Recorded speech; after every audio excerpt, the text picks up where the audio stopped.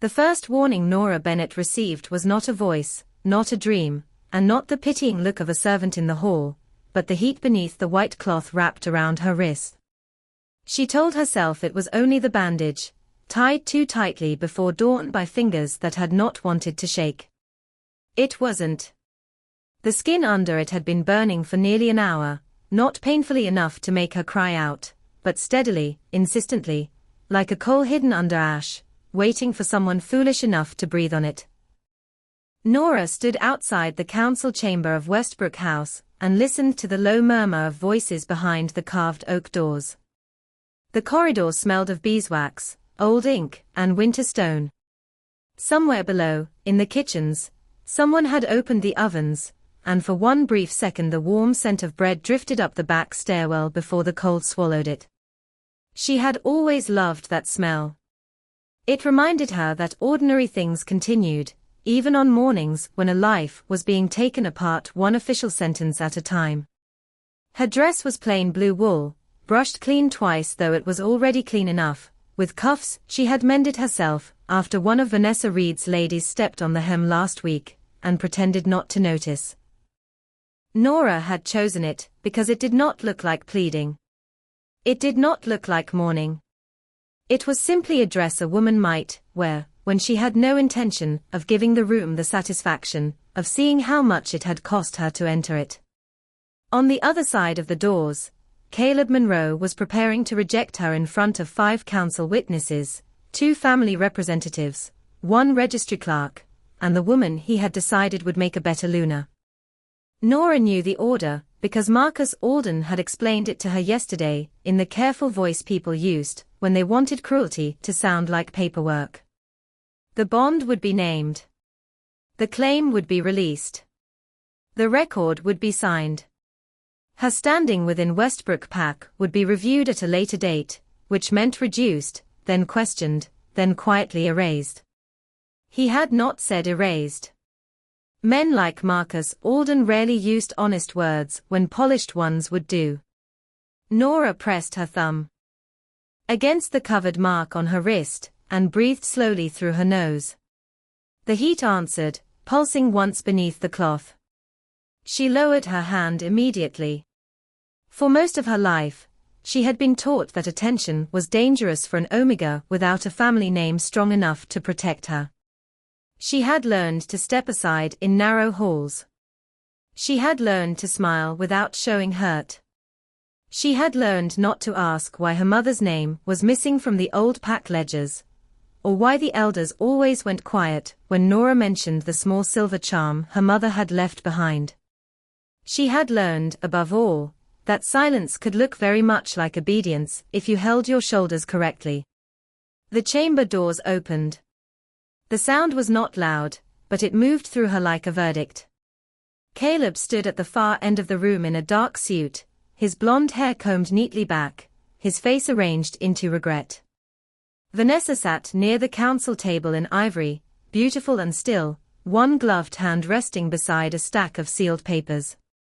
Marcus Alden looked at Nora's covered wrist before he looked at her face. That was the first thing that felt wrong. Not the room. Not Caleb. Not even the papers waiting to unmake her. It was the way Marcus stared at the cloth, as if he had been waiting all morning for it to slip. Before Nora crossed the threshold, she remembered the first time Caleb Monroe had called her quiet as if it were a compliment. They had been standing behind the training yard after an autumn rain, when the gravel still held little silver puddles, and the air smelled of wet leaves and chimney smoke from the houses along the ridge. He had been 22 then, not yet alpha, only the promising son of one, all polished manners and easy confidence, and she had been the girl who carried fresh towels to the healer after sparring practice, because no one noticed when she came and went. "You are different from the others," he had said, and Nora, who was 19 and tired of being invisible, had believed different meant precious. It did not. In Westbrook, different usually meant useful until inconvenient. For 3 years, she learned the shape of Caleb's affection by the spaces it refused to enter. He would walk with her under the maple trees behind the chapel, but not through the front hall when visiting alphas arrived. He would listen when she spoke about books, weather, broken fences, the old stories her mother used to whisper, but he would turn his face away whenever she asked why their bond had never been recorded in the main registry. Later, he would say the delay was political. Then practical. Then complicated. Nora had come to understand that complicated was another word people used when the truth would make them look smaller. She had not always been so careful. As a child, she had asked questions loudly. She had asked why her mother's name was not carved on the memorial wall with the others lost in the northern fever season.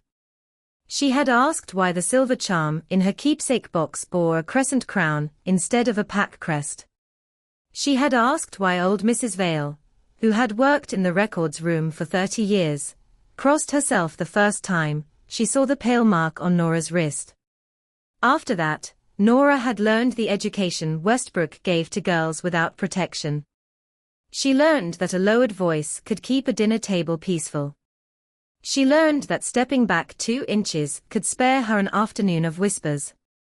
She learned that when elders said bloodline, they meant doors, money, alliances, invitations, and the right to be believed. Her own wolf had been quiet from the beginning, not absent, never absent, but hidden deep inside her chest like an animal listening through snow.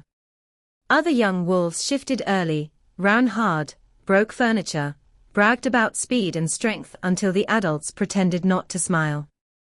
Nora did not. Her wolf came to her in dreams more often than in daylight, standing at the edge of a moonlit field, white-furred and still, watching something beyond the trees that Nora could not see.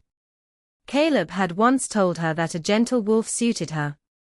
Vanessa Reed had heard about it somehow and laughed into her teacup, saying gentle was a lovely word for harmless. Nora had smiled because everyone at that table expected her to. She had smiled so often in those years that her face sometimes felt like a room she kept prepared for guests she did not like. Then Caleb's father died, and everything that had been soft around the edges became official. Caleb inherited Westbrook. Vanessa's family offered trade routes, southern grazing rights, and enough political weight to quiet 3 difficult council seats before winter. Within a month, Nora's place at breakfast moved farther from Caleb's chair. Within 2 months, invitations stopped arriving at her door. Within 3, Marcus Alden began speaking to her in phrases that sounded measured for a courtroom. Preliminary review. Pack transition. Bond irregularity. Standing assessment. Nora had listened, folded her hands, and understood with a calm so clean it frightened her. They were not ending a relationship. They were correcting a record, so it would look as though she had never mattered at all. The council chamber was warmer than the corridor, but Nora felt colder the moment she stepped inside. Heat moved from the hearth at the western wall, soft and orange over the carved chairs, the polished floor, the silver inkstand placed with ceremonial care at the center of the long table.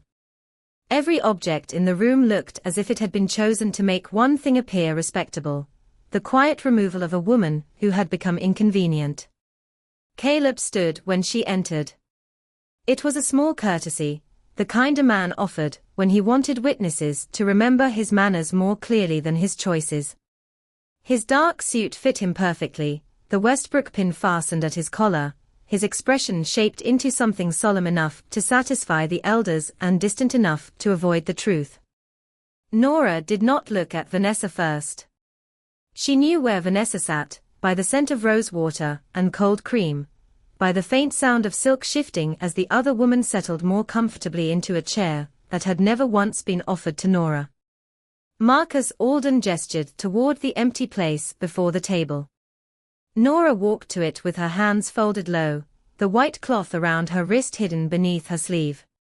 The papers waited in front of Caleb, 3 cream-colored pages with black script and 2 spaces left blank at the bottom.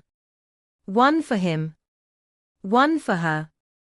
The sight of her own name written there made her feel strangely separate from herself, as if Nora Bennett was someone being discussed in a room far away, a girl whose life could be folded, stamped, and placed into a drawer by people who had never asked what she wanted from the world.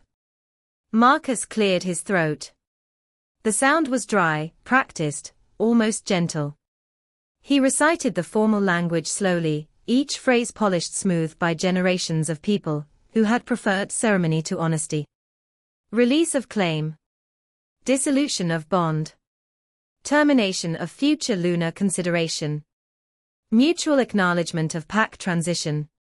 Mutual, Nora thought, and nearly smiled. There were words so false they became impressive. Caleb repeated what Marcus told him to repeat. His voice did not break. It did not tremble. He sounded exactly as he had sounded on summer evenings, when he had promised that patience would make everything easier, that the council only needed time, that Vanessa Reed was a political acquaintance and nothing more. Nora listened to every word. She owed herself that much. When Marcus turned the papers toward her, the room seemed to narrow around the pen. Nora could feel the attention on her face, waiting for wet eyes, shaking fingers, a plea small enough to comfort them.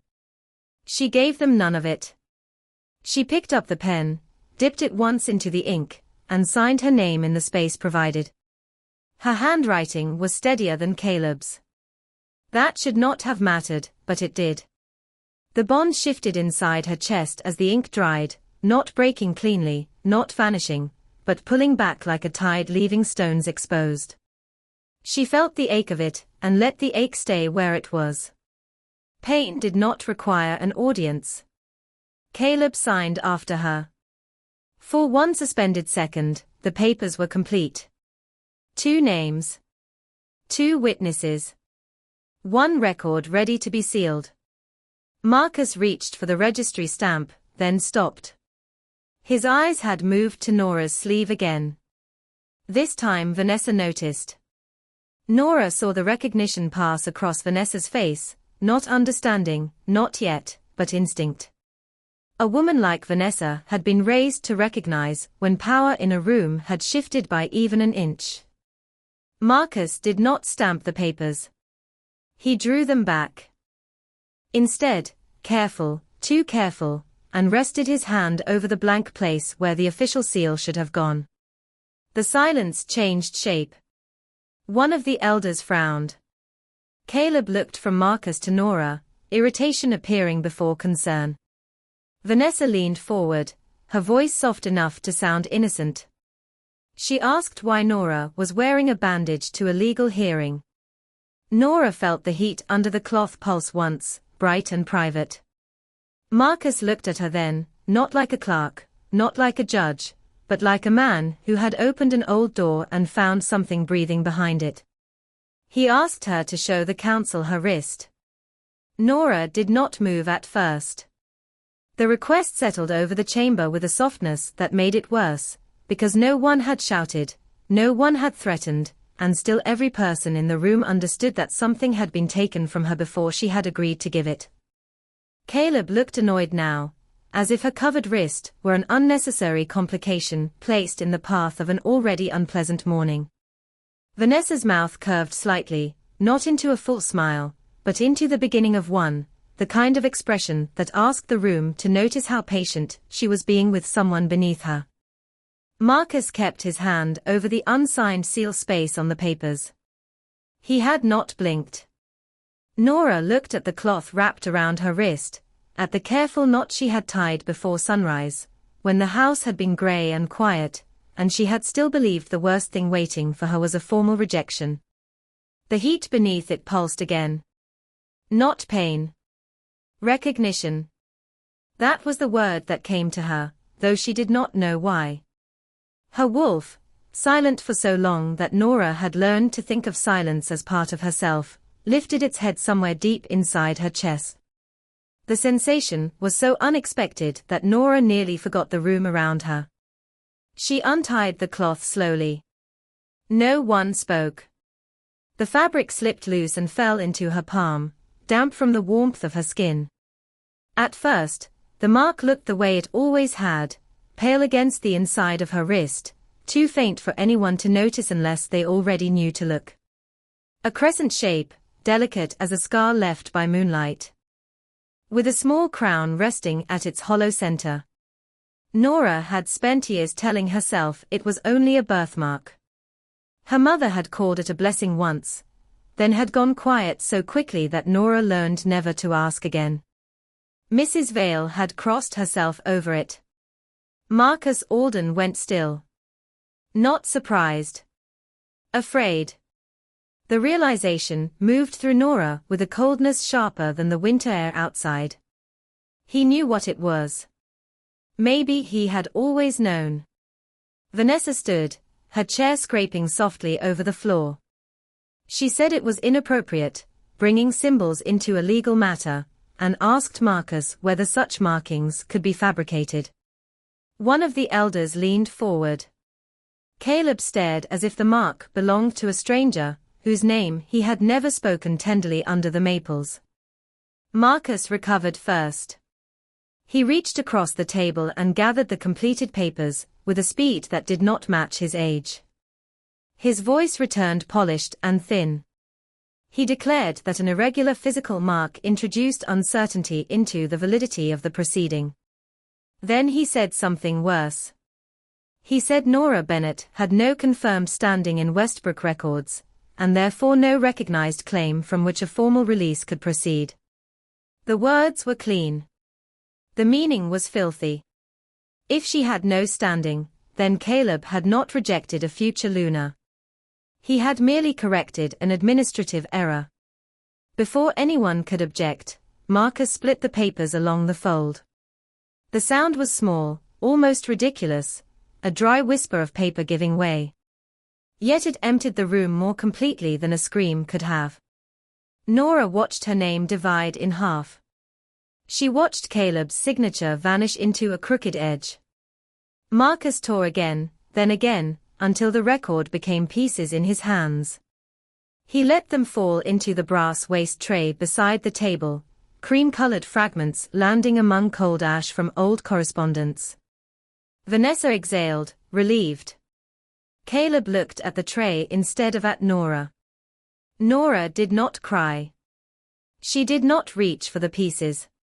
She only looked at her bare wrist, where the pale crescent and crown rested quietly on her skin, and understood that they had not been trying to end her bond.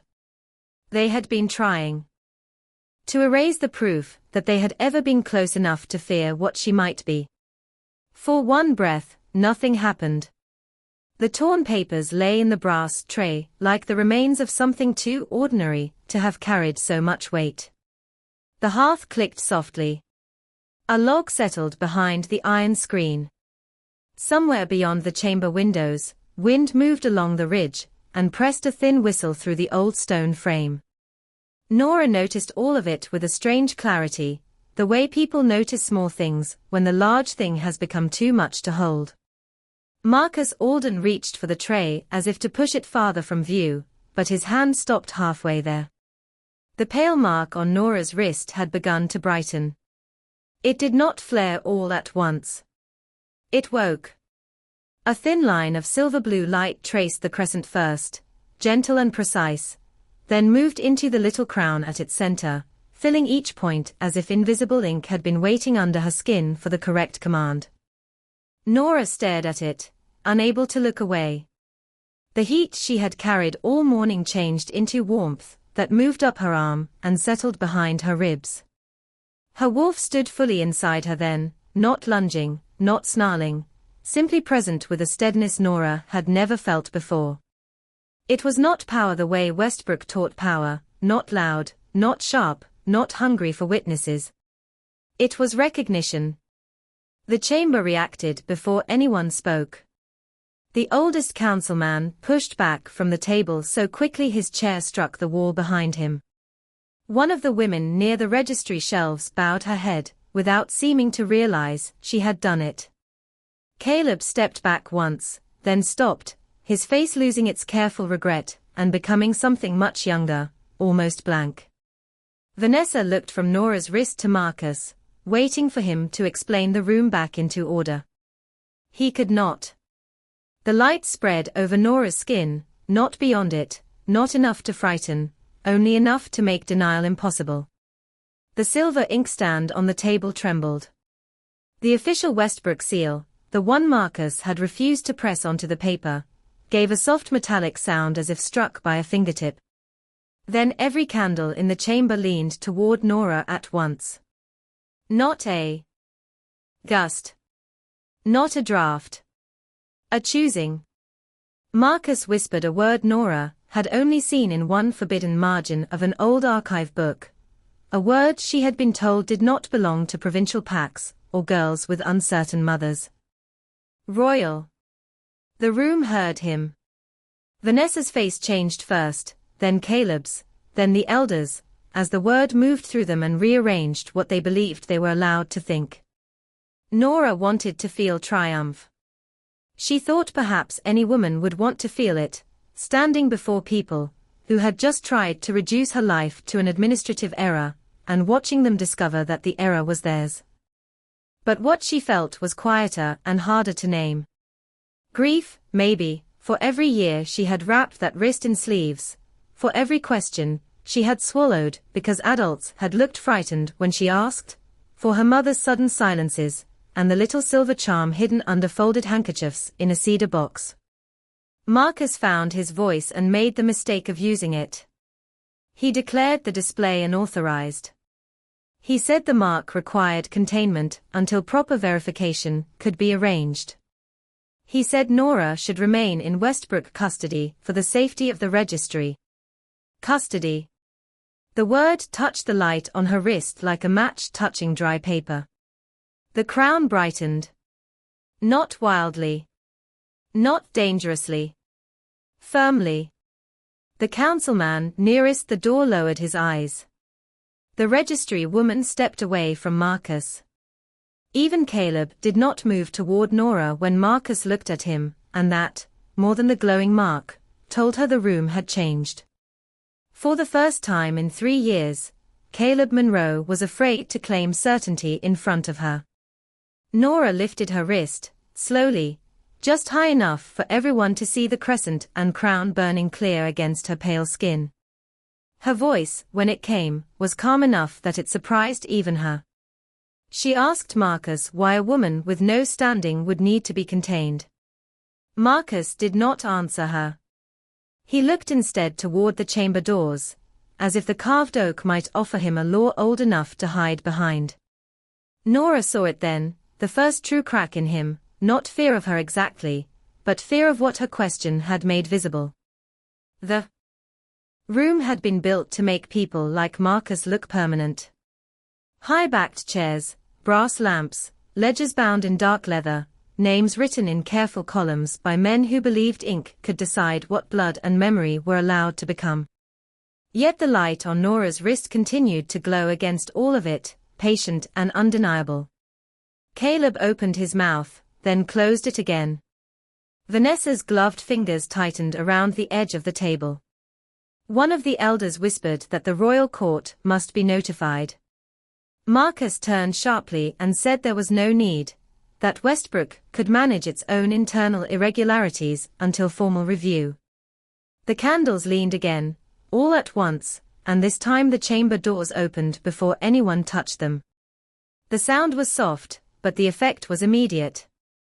Every voice stopped. Every head turned. The air changed first. It always did, Nora would think later, before Rowan Sterling entered a room. Not colder, not warmer, but heavier, as if the space had suddenly remembered there were laws older than council votes, and men more dangerous when quiet than others were when shouting. 2 royal guards stepped in and moved aside without speaking.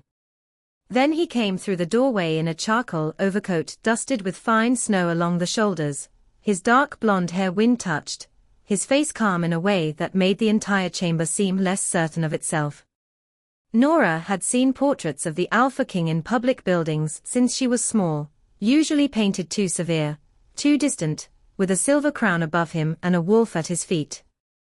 The man in the doorway wore no crown. He did not need one. Authority moved with him as plainly as shadow follows a body. Rowan Sterling's eyes passed over the council table, the brass tray, the torn pieces inside it, Marcus's hand still hovering too near the evidence, Caleb's pale face, Vanessa's careful stillness. Last, they came to Nora.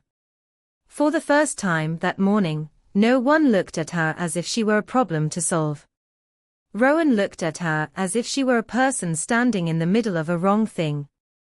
Something inside Nora's chest answered before she could stop it. Her wolf, the quiet creature she had carried for years like a secret no one believed in, stepped toward him in the dark of her own mind and stood there, alert but unafraid. Rowan's gaze dropped to her wrist. The silver-blue crescent brightened once, not in panic, but in recognition, and several people in the room lowered their eyes. Rowan did not smile. He did not soften the moment by pretending it was smaller than it was. He walked to the table, stopped beside the brass tray, and looked at Marcus Alden. When he spoke, his voice was low enough that everyone leaned in despite themselves. He asked who had destroyed a royal record. No one moved. The fire behind the screen gave a quiet pop, ordinary and absurd in the silence that followed. Marcus recovered enough to bow, though not enough to make it look graceful. He said there had been a procedural irregularity, that Miss Bennet's standing was unclear, that temporary containment had been suggested only to preserve the integrity of the registry. Rowan listened without interruption. That was worse than anger would have been. When Marcus finished, the Alpha King reached into the brass tray and lifted one torn piece of paper between two fingers. Nora saw her signature there, half of the N, the rest ripped away. Rowan looked at it, then at Caleb. Caleb swallowed. Rowan asked whether Nora Bennett had signed that document of her own hand. Caleb said yes. Rowan asked whether he had signed it as well. Caleb said yes again, but quieter. Rowan turned back to Marcus. Then her standing was clear enough when Westbrook wanted release, he said. The words were not loud. They did not have to be. They settled into the room with the weight of a door closing behind every lie at once. No one in the chamber seemed to know where to put their hands after that. Caleb clasped his behind his back, then released them. Vanessa folded hers neatly in her lap, the picture of composure except for the white pressure at her knuckles beneath the gloves. Marcus Alden stared at the torn paper in Rowan Sterling's hand as if the fragment had betrayed him personally. Rowan placed it on the table, not in the tray, not among the ash, but beside the untouched registry stamp where everyone could see the half of Nora's name still written in her own steady ink. Then he turned to one of the royal guards and gave an order so quietly Nora almost missed it. Bring the traveling archive. Marcus went pale. That was when Nora understood there were records beyond Westbrook, beyond Marcus's locked cabinets and corrected ledgers, beyond all the careful spaces where her mother's name had been removed. The guard left. No one Saturday. Even those already seated seemed to hold themselves above their chairs, waiting for permission from a room that no longer belonged to them. Rowan did not crowd Nora, but he came closer, near enough that she could smell cold air, cedar, and the faint clean scent of snow on wool. His gaze touched her wrist again, and this time there was something in his expression she had not expected. Not pity. Pity would have been easier to refuse. This was recognition layered with regret, as if he were looking at a door that should never have been locked from the outside. He asked whether her mother had left her anything marked with the crescent crown. Nora thought of the cedar box under her narrow bed, the folded handkerchiefs, the silver charm no bigger than a quarter, the one she had kept hidden, because adults had always become careful when they saw it. She said yes. The word came out smaller than she wanted, but it was true, and truth had begun to feel more useful than pride. Marcus interrupted, saying heirlooms could be copied, old charms could be purchased, rural families often invented histories to gain sympathy. Rowan looked at him once, and Marcus stopped speaking as if a hand had closed over the sentence in his throat. The guard returned with a leather case worn at the corners and sealed in silver wax. An older woman followed him, her grey hair pinned beneath a dark hat, spectacles hanging from a chain at her neck. She bowed to Rowan, then to the glowing mark on Nora's wrist before she bowed to anyone else. The order of it moved through the chamber like a second verdict. Her name was Miriam Vale, Royal Archivist, and Nora felt the floor shift under her in a way that had nothing to do with magic, because Vale had been her mother's family name. Miriam opened the case on the council table. Inside were thin ledgers wrapped in blue cloth, each one labeled in a script older and finer than the Westbrook records. She did not rush. She untied one ribbon, turned 3 pages, and stopped. Nora saw the crescent crown drawn in silver ink at the top of the page. Beneath it was a name she had not heard spoken in years. Helena Vale Bennett. Her mother. Miriam's voice was clear, formal, and terribly gentle.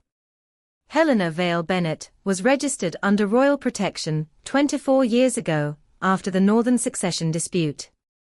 Her daughter, Nora, was listed as a living bearer of the Sterling Moon Seal, placed in Westbrook custody for concealment, not ownership. Concealment, Nora thought. Not abandonment. The difference opened in her chest so suddenly, she had to press her fingertips against the table to remain still. Her mother had not hidden her because Nora was shameful. Someone had hidden her because she was worth finding. For a moment, Nora could only look at her mother's name. Helena Vale Bennett. The letters were small, dark, and absolute on the old page, and they did something no apology in that room could have done. They gave shape to a silence Nora had carried for most of her life. She had imagined her mother as frightened, as cornered, as too poor or too tired to leave behind anything stronger than a silver charm and a few unfinished answers. She had never imagined her mother written into a royal ledger, protected by blue cloth, remembered by someone whose hands trembled slightly when they touched the page. Marcus Alden began speaking again, softer now, choosing his words with the desperation of a man rearranging furniture while the house burned around him. He said Westbrook had acted in good faith. He said old custody arrangements were often misunderstood. He said the destruction of the morning's paperwork had been unfortunate, but not malicious. Nora heard every polished word and felt something inside her settle. Not the bond. Not the mark. Herself. Rowan turned toward her, and for the first time, his authority did not fill the room alone. It made space. He asked whether she wanted to leave Westbrook under royal escort while the court completed the review. The offer was careful, honorable, and almost kind enough to undo her. Almost. Nora looked at the brass tray, at the torn pieces of paper among the cold ash, at Caleb standing as though regret had arrived too late and found no chair left for it. Then she looked at Marcus. She said no. The word was quiet, but it crossed the chamber clearly. Vanessa looked up. Caleb looked startled, as if Nora had broken a rule by refusing rescue in the proper tone. Rowan did not interrupt. That, more than anything, let her continue. Nora reached into the brass tray and lifted one half of the paper between 2 fingers.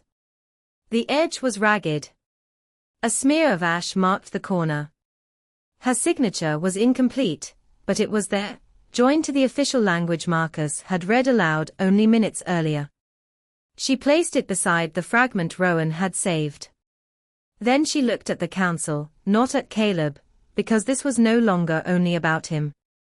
She asked how a woman could be too insignificant to reject after she had already been significant enough to sign. No one answered.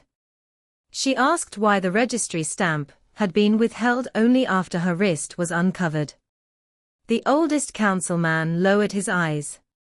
She asked why her mother's royal custody record had never appeared in Westbrook's annual guardianship review. Miriam Vale turned another page, and found the empty space where a corresponding local entry should have been. Empty spaces, Nora had learned, could speak if someone finally made the room listen.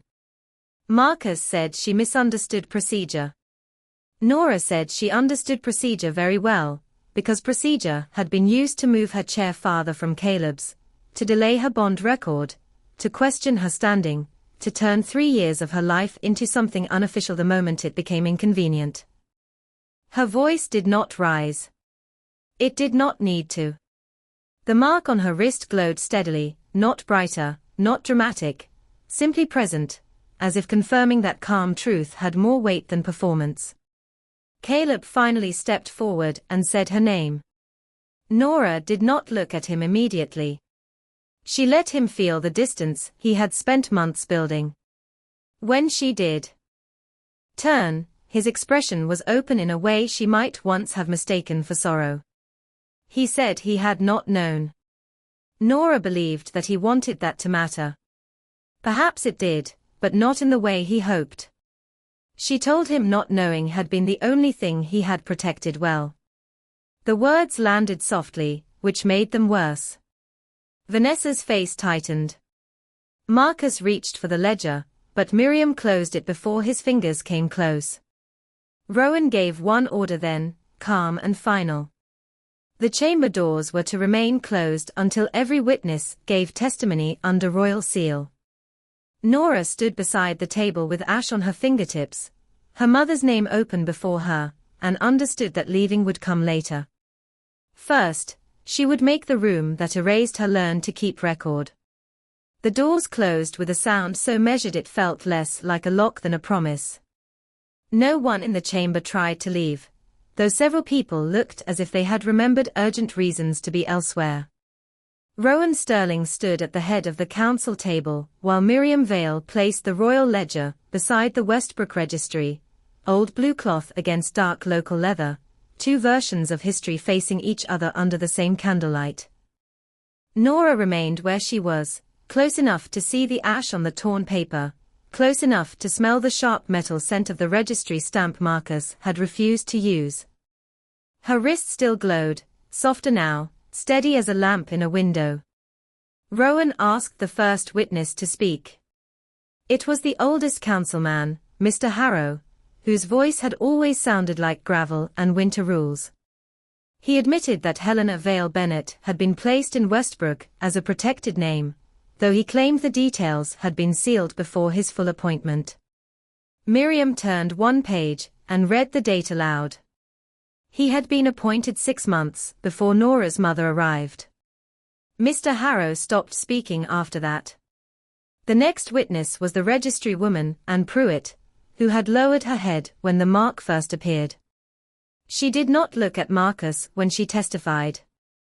She said Helena's file had existed in the local archive when Nora was a child. She said it had been moved after Caleb's father began negotiating Southern alliances. She said Marcus Alden had ordered the guardianship entry rewritten as an orphan placement with no active claim. Marcus called that a clerical correction. Rowan asked him whether clerical corrections were usually kept in locked drawers behind private correspondence. Marcus had no polished word ready for that. Vanessa spoke before anyone asked her to, which told Nora more than the words themselves. She said her family had been assured the Westbrook line was free of competing obligations. She said Caleb had represented himself as unbound in every meaningful sense. She said Nora's position in the house had always appeared informal. Informal. Nora almost laughed, not because it was funny, but because there were only so many soft words one room could place over something hard before the softness became insulting. Rowan asked Vanessa whether she had requested verification of Nora's status before accepting the alliance. Vanessa said her father's attorneys had. Miriam opened a second ledger. There, in a letter bearing the Reed family crest, was a request not for verification, but for removal of all unresolved domestic claims prior to the announcement of Vanessa's engagement consideration. The room did not gasp. It was quieter than that. It was the silence of people watching a curtain fall and finding a wall behind it. Caleb looked at Vanessa then, truly looked, as if betrayal had become more interesting now that it had turned toward him. Nora felt no satisfaction in it. His surprise was not innocence. It was merely the discomfort of discovering he had not been the only person using someone. Marcus's turn came last. By then his face had settled into a grey kind of dignity, the last coat men put on when they have lost every better one. Under royal seal, he admitted that Helena's file had been altered, that Nora's birthmark had been described in private notes as a dormant royal indicator, and that the morning's record had been destroyed to prevent external review. He insisted it was for stability. Rowan looked at Nora before he answered, as if the word belonged to her more than to him.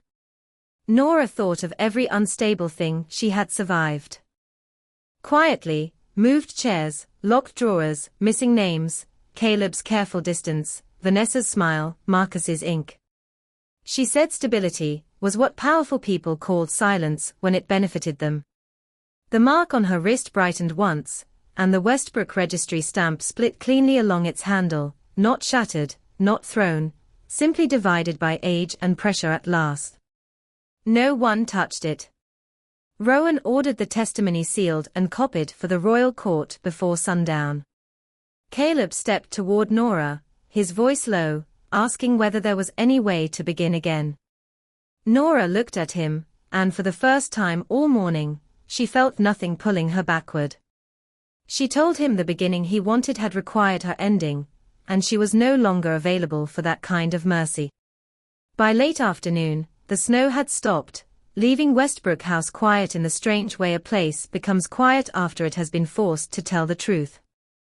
The witnesses had given their statements. Miriam Vale had wrapped the royal ledgers again in blue cloth. The torn pieces of the morning's record were sealed in a clear evidence envelope beside Marcus Alden's signed confession, not hidden in ash, not corrected, not explained away by cleaner handwriting. Nora stood near the chamber window and watched the courtyard below, where the same stone path she had walked across before sunrise now looked unfamiliar under a thin white covering. Nothing outside had changed enough to justify the feeling inside her. The maples were still bare. The chapel bell still leaned slightly to the left. Smoke still rose from the kitchen chimney in a narrow grey ribbon. Yet Nora knew she would never belong to that view in the same way again. Belonging, she was beginning to understand, was not the same as being kept. Caleb waited near the far wall, watched by his own counsel, as if he had become a guest in his house. Vanessa had left under royal escort to send word to her father, her ivory gloves folded in her lap, her face composed around a defeat she had not yet decided how to name. Marcus sat with his hands flat on the table, no longer touching papers, no longer making language obey him. Rowan Sterling came to stand beside Nora, not close enough to crowd, only close enough that his reflection appeared faintly beside hers in the darkening glass. He told her the royal court would recognize her under her mother's line by morning. Her custody placement would be dissolved. Westbrook would have no claim over her residence, movement, inheritance, or name. He said each word plainly, as if giving her solid things to hold. Residence. Movement. Inheritance. Name. Nora repeated the last one silently. Her name had always been hers, and still it felt different now, returned with witnesses, copied in royal ink, protected by a law older than anyone in that room. Rowan asked whether she wanted to collect her belongings before leaving. Nora thought of the narrow room upstairs, the cedar box beneath the bed, 2 blue dresses, a pair of worn boots, 3 books, her mother's silver charm, and a stack of letters she had written but never sent, because she had not known where to address grief. She said yes. Then she asked if she could walk there alone. Rowan studied her for a moment, and Nora recognized the care in his silence. Not hesitation. Respect. He nodded and told the guards to remain at the stairwell. The walk to her room took less than 2 minutes, though it felt longer than every mile she had ever traveled. Servants moved aside when they saw her wrist glowing softly beneath her sleeve. Not with fear exactly.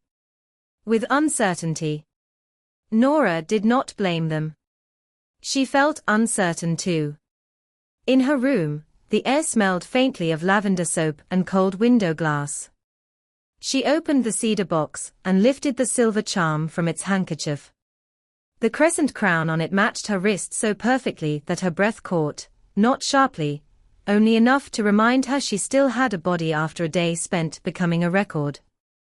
She packed slowly. She did not take everything. The mended dress stayed on the hook. The old seating cards stayed in the drawer. The polite notes from Caleb, careful and empty, stayed tied with faded ribbon. She took the books, the charm, her mother's last scarf, and the small jar of maple leaves she had pressed during the autumn when she still believed being chosen by Caleb meant being seen. At the threshold, she looked back once. The room did not look cruel. That was the hardest part. It looked ordinary. A narrow bed, a plain quilt, a window facing the ridge. Ordinary places could still hold years of quiet harm. Downstairs, Rowan waited in the front hall with her coat folded over one arm. He did not put it on her shoulders as if claiming a scene. He handed it to her so she could choose warmth for herself. Outside, the air was clean and cold. Nora stepped onto the snow with her small bag in one hand and her mother's charm in the other. Behind her, Westbrook House stood lit in every window, exposed and watchful. Ahead, the royal carriage waited with its door open. Nora paused before entering and looked at Rowan. He did not ask for trust she had not offered. He simply said the court would give her time. Time, Nora thought, might be the first gift no one had attached a condition to. Her wolf moved inside her chest, awake now, steady and white as moonlight over a winter field.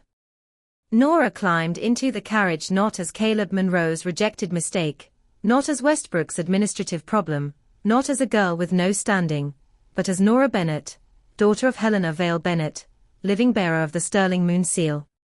When Rowan sat across from her, he did not fill the silence with promises. He let it be hers. And as the carriage rolled away from Westbrook, Nora watched the house grow smaller through the frosted window and felt no need to make anyone regret losing her.